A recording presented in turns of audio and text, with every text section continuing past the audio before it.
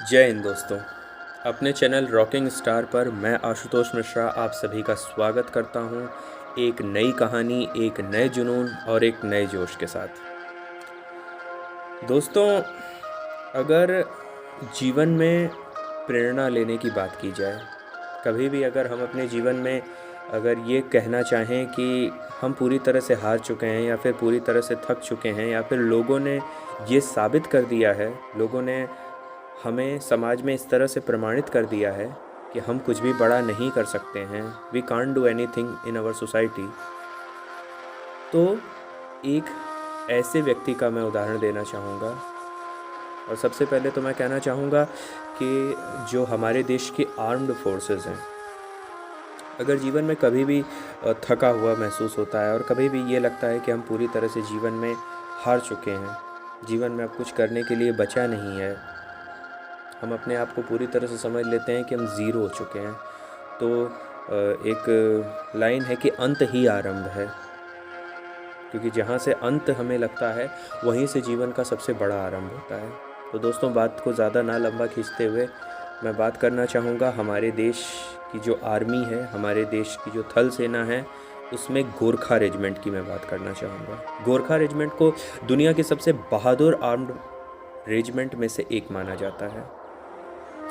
हमारे सेना के एक जनरल साहब का कहना है कि अगर कोई व्यक्ति ये कहता है कि उसे मृत्यु से डर नहीं लगता है, तो या तो वो झूठ बोल रहा है और या तो वो गोरखा है।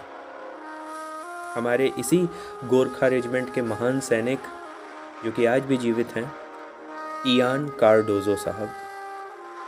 इयान कार्डोजो साहब, इन्हें याद करते हैं हम सन 1971 की पाकिस्तान और भारत की जंग को लेकर हम इन्हें याद करते हैं, जिसे बैटल ऑफ सिलहट के नाम से जाना जाता है।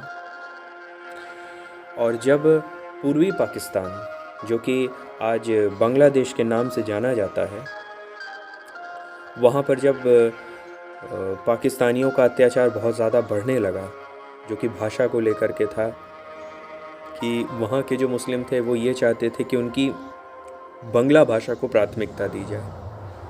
तो इसी बात को लेकर के जब विवाद बढ़ा और अत्याचार बढ़ने लगा और वहाँ के लोग जब हमारे देश भारत की तरफ पलायन करने लगे, तो उस समय जंग छिड़ गई।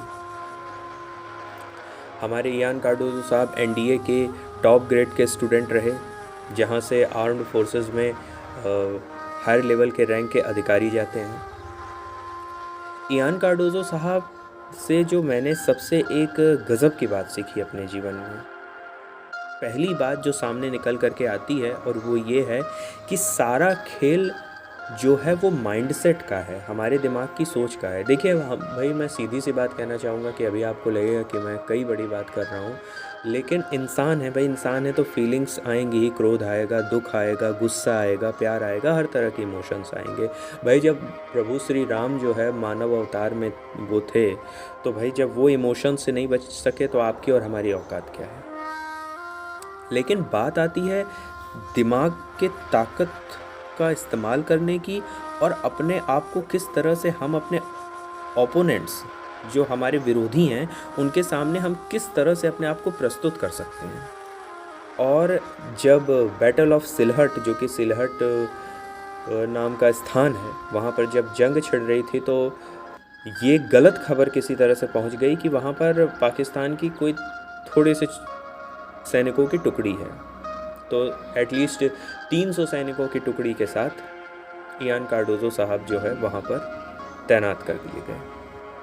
लेकिन बाद में पता चला कि रेजिमेंट तो छोड़िए साहब, पूरी बटालियन थी, पूरी की पूरी बटालियन थी वहाँ पर, और ये लोग मात्र 300 सैनिक। ये हम यहाँ पर इसे अपने जीवन में इस तरह से इस्तेमाल कर सकते हैं इस चीज़ को, कि यहाँ पर आप देखिएगा कि सिर्फ 300 या फिर 350 के आसपास सैनिक, और पूरी की पूरी जब रेजिमेंट, कई बटालियन मिला करके एक रेजिमेंट बनती है, तकरीबन 8000 से अधिक सैनिक थे। इयान कार्डोजो साहब ने तुरंत अपना दिमाग दौड़ाया और किया क्या कि सैनिकों की तैनाती इस तरीके से की, जबकि उनके पास न तो अत्यधिक हथियार थे, न तो आज की तरह जिस तरह की सुख सुविधा और संसाधन थे, लेकिन भाई डट गए तो मतलब डट जाना है, जब तक तोड़ेंगे नहीं तब तक छोड़ेंगे नहीं। ये जो दशरथ माझी फिल्म का डायलॉग है, ये इयान कार्डोजो साहब पर पूरी तरह से फिट बैठता है। हमारे इयान कार्डोजो साहब ने क्या किया कि इस तरह से सैनिकों की तैनाती की कि लगे कि एक छोटे से सैनिकों की टुकड़ी नहीं है, बल्कि पूरी की पूरी बटालियन यहाँ पर भी मौजूद है। और किसी तरह से ये खबर भी चलवा दी गई कि भारत ने अपनी कई सारी बटालियन यहाँ पर उतार दी हैं। इतना सुनते ही पाकिस्तानी सैनिकों के पांव उखड़ गए और वो हथियार डालने पर मजबूर हो गए। और हथियार डालने के बाद उन्हें ये पता चला कि वो संख्या में तकरीबन 8-10 हज़ार थे, यानी कि पाकिस्तानी सैनिक, और हमारे देश के सैनिक मात्र 300-350 की संख्या में थे। और उन्होंने अपने आप को रिप्रेजेंट इस तरह से किया, अपने आप को इस तरह से लोगों के सामने पेश किया, उन लोगों के, कि उन्हें लगा कि अरे भाई, लगता है कि कई सारी रेजिमेंट्स उतर गई हैं। यहाँ पर दोस्तों हम ये समझ सकते हैं कि शायद हमारी परिस्थितियाँ जितनी ज़्यादा ख़राब होती नहीं हैं, उससे ज़्यादा हम अपने दिमाग से, अपने खुद से, अपने खुद की बनाई हुई, और ये समाज के जो हमारे आसपास के नकारात्मक लोग हैं, ये जो नेगेटिव लोग हैं, जो कि हमारी मानसिक ऊर्जा को सोख डालते हैं, उनके द्वारा बनाई गई सीमाओं से हम हार जाते हैं। अपने दिमाग की बनाई हुई उन लिमिटेशंस से हम हार जाते हैं दोस्तों। अब कहानी यही नहीं ख़त्म होती है, इसके बाद तो गज़ब की कहानी ये होती है कि कहीं और जब इयान कार्डोजो सर की जब तैनाती की गई, तो वहाँ पर जाते समय पाकिस्तान द्वारा बिछाई गई बारूदी सुरंग, जिसमें कि बॉम्ब को नीचे बिछा दिया जाता है, और अगर थोड़ा भी अधिक भार पड़े तो अधिक भार पड़ने की वजह से वो बॉम्ब फट जाता है, और उसी बॉम्ब पर उनका पाँव पड़ गया। और पाँव पड़ जाने के बाद पाँव वो तो बच गए, बट उनका पाँव बुरी तरह से ज़ख्मी हो गया, और लोग काफ़ी चिंता में, उनके जूनियर्स, उनके सीनियर्स काफ़ी चिंता में आए कि अब क्या करना चाहिए। तो इयान कार्डोजो साहब ने यहाँ पर भी विचलित न होते हुए, जो कि मुझे तो सोच करके भी मतलब रूह कांप जाती है कि किस तरह का दर्द उस व्यक्ति को हुआ होगा, वहाँ पर भी उन्होंने तुरंत निर्णय लिया कि घाव सड़ न जाए, इसके लिए तत्काल करना क्या चाहिए, क्योंकि पाँव के तो चिथड़े उड़ चुके थे। युद्ध की वजह से वहाँ पर मेडिकल फैसिलिटीज़ की जितनी भी दवाइयाँ, मॉर्फिन वगैरह, बेहोशी के जितने भी इंजेक्शंस थे, वो सब भी नहीं थे। इयान कार्डोजो साहब ने सोचा कि जितनी जल्दी हो सके उनके घुटने के नीचे का जो पैर का जो हिस्सा ज़ख्मी हो गया है, उसे काट करके अलग कर देना चाहिए। ना तो बेहोशी का इंजेक्शन, ना तो कुछ, उन्होंने, जूनियर डॉक्टर था, उससे कहा कि भाई आप ये काम करिए, पैर काट कर अलग करिए, तो उन्होंने कहा कि भाई ना तो बेहोशी का कोई इंजेक्शन है, ना तो कोई पेन किलर है, किया क्या जाए। इयान कार्डोजो साहब ने तत्काल अपनी खुखरी निकाली। गोरखाओं के पास एक छोटा सा एकदम जिसे हम कह सकते हैं कि खंजर की तरह एक हथियार होता है, जिसे हम खुखरी कहते हैं, उसी खुखरी से उन्होंने अपने पैर का वो ज़ख्मी हिस्सा काट कर अलग कर दिया। कहते हुए भी रूह कांप जाती है। काट करके अलग कर दिया, इसके बाद तो ब्लीडिंग चालू हो गई, और ब्लीडिंग दोस्तों चालू होने के बाद अब बारी आई ऑपरेशन की। जूनियर डॉक्टर था, ना तो कोई बड़ा सर्जन भी वहाँ पर मौजूद था। उनके सीनियर्स ने उन्हें आदेश दिया, कहा कि भाई तुम्हें तत्काल ऑपरेशन कराना होगा, और बगल में पाकिस्तानी हॉस्पिटल था। उन्होंने कहा कि भाई मेरी 2 शर्त है। वो मान गए, लेकिन उन्होंने कहा कि मेरी 2 शर्त है, तभी मैं ऑपरेशन कराऊंगा। पहली शर्त ये कि किसी भी पाकिस्तानी का खून मेरे शरीर के अंदर ना चढ़ाया जाए, और दूसरी चीज़ कि जब मेरा ऑपरेशन कराया जा रहा हो तो उस समय मेरे सेना का कोई ना कोई 1 या 2 व्यक्ति मेरे पास मौजूद रहना चाहिए, क्योंकि क्या पता मेरा दूसरा भी पैर न वो सब काट दें पाकिस्तान के सैनिक।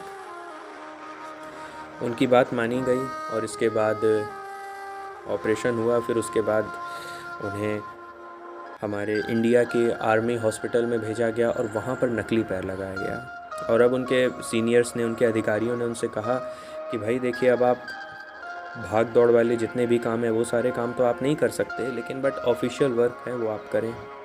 लेकिन साहब आप ये देख सकते हैं कि जो कर्मवीर व्यक्ति होता है, जो जुनूनी होता है, क्योंकि देखिए बाकी संसाधन प्लस माइनस वो चीज़ें हो सकती हैं, शरीर घट बढ़ सकता है, कुछ और चीज़ें हो सकती हैं, सुविधाएं कम या ज़्यादा हो सकती हैं, सिचुएशन ऊपर या नीचे हो सकती हैं, लेकिन आपका दिमाग, आपका ये दिमाग आपका सबसे बड़ा दुश्मन है। ये आपका दिमाग ही आपका सबसे बड़ा दोस्त भी हो सकता है दोस्तों। इयान कार्डोजो साहब ने कहा कि देखिए मैं फिर से, जैसे मैं पहले ड्यूटी करता था उसी तरह से मैं फिर से ड्यूटी करना चाहता हूँ। तो सब ने कहा कि भाई ऐसे कैसे पॉसिबल है। तो इयान कार्डोजो साहब ने हार नहीं मानी, उन्होंने फिर से फिज़िकल एक्सरसाइज करनी शुरू की और आज भी वो जितने फिट हैं, मैं तो कहूँगा कि 40 की उम्र में लोगों का धुआं निकल जाता है। अरे भाई जब सिगरेट दारू बीड़ी पिएंगे, फिटनेस पर ध्यान नहीं देंगे तो होगा क्या। इयान कार्डोजो साहब ने अपनी ट्रेनिंग को और जुनून के साथ करना शुरू किया, एक्सरसाइज करना चालू किया, उन्होंने फिर से अपने आप को फिट किया और उनका मेडिकल टेस्ट आर्मी के जनरल ने लिया। न कि उन्होंने जो लोग दोनों पांव से एकदम सही सलामत थे उन्हें हराया, बल्कि उनसे भी कई गुना अच्छे तरीके से उन्होंने पहाड़ चढ़ के दिखाया और कई सारे बैटल फिज़िकल टेस्ट, युद्ध से जुड़े जितने भी फिज़िकल टेस्ट होते हैं उसे उन्होंने क्लियर ही नहीं किया, बल्कि उसमें अव्वल आए, वो फर्स्ट आए उसमें। और ऐसे पहले व्यक्ति बने जो कि दिव्यांग, यानी कि शरीर से अपंग होने के बावजूद भी, दिव्यांग होने के बावजूद भी वो ब्रिगेडियर की रैंक तक पहुँचे। दोस्तों इयान कार्डोजो साहब से हम क्या सीख सकते हैं? सबसे बड़ी ये चीज़ है, मैं ये कहना चाहूँगा कि फ़िटनेस लेवल की जो एक सबसे अहम बात है, बात एक्सरसाइज की नहीं है, बात है आती है डिसिप्लिन की। इयान कार्डोजो साहब में वो डिसिप्लिन था, क्योंकि जब आपका शरीर पूरी तरह से फिट रहता है तो आपका दिमाग जो होता है ना, वो पूरे जुनून के साथ काम करता है। सामने ज़्यादा शत्रुओं की सेना है, ज़्यादा लोग आपको डिमोटिवेट करने की कोशिश कर रहे हैं, लेकिन आप अपने आप को छोटा होने के बावजूद भी इस तरीके से रिप्रेजेंट करते हो कि जैसे कि आप उनसे ज़्यादा बड़े हो। ये बात इयान कार्डोजो साहब को देखकर समझ में आती है। उस दर्द में भी, जिसको कि मतलब मैं कहूँगा कि कोई दृढ़ संकल्प वाला व्यक्ति ही वैसा कर सकता है कि कोई भी चीज़ हो, उस दर्द में भी अपने दिमाग को स्थिर बनाए रखना, ये इयान कार्डोजो साहब से मैं सीख सकता हूँ। जब कभी भी मैं थका हुआ, हारा हुआ महसूस करता हूँ और सोचता हूँ कि यार अब क्या है, अब क्या कर सकता हूँ, क्या नहीं कर सकता हूँ, अगर कोई ऐसी भी चीज़ है, मैं अपने कई जो मेरे जूनियर्स हैं या फिर और भी मेरे जितने युवा साथी हैं, मैं उनसे भी कहूँगा कि कभी अगर उनका ब्रेकअप हो जाता है या फिर और भी वो एग्ज़ाम्स नहीं निकाल पाते हैं, और भी कई तरह की चीज़ आ जाती है, तो मैं ये कहना चाहूँगा कि इयान कार्डोजो साहब की कंडीशन आपसे कई गुना ज़्यादा कठिन थी दोस्तों। वो गिव अप कर सकते थे, बट उन्होंने गिव अप नहीं किया। उनके बारे में मैं जितना कहूँ, उनके योगदान के बारे में मैं जितना कहूँ, उनके त्याग के बारे में, उनके हार्ड वर्क, उनके डेडिकेशन के बारे में मैं जितना कहूँ कम है। और जब मैं थका हुआ महसूस करता हूँ तो उन्हीं को याद करके मेरे अंदर फिर से एक नया जोश, एक नया जुनून आ जाता है, एक नया उत्साह आ जाता है कि चलो यार बाकी चीज़ें प्लस माइनस है, लेकिन जुनून है ना, चाहूँगा फिर से अपना शरीर बना लूँगा, अच्छे से अच्छा बना लूँगा, चाहूँगा फिर से अपना दिमाग बना लूँगा, चाहूँगा फिर से एक किसी काम में हारने के बावजूद भी फिर से मैं उठ करके खड़ा हो जाऊँगा। जीतूँ या हारूँ कोई फ़र्क नहीं पड़ता। मेरे चैनल को कितने लोग देखते हैं या कितने लोग लाइक या डिसलाइक करते हैं, क्या सोचते हैं क्या नहीं सोचते हैं, इस बात से कोई फ़र्क नहीं पड़ता। फ़र्क इस बात से पड़ता है कि मैं इयान कार्डोजो साहब की तरह किस तरह से लड़ता हूँ, किस तरह से संघर्ष करता हूँ। बस इसी के साथ मैं अपनी बातों को विराम देना चाहूँगा। जय हिंद, जय भारत, वंदे मातरम।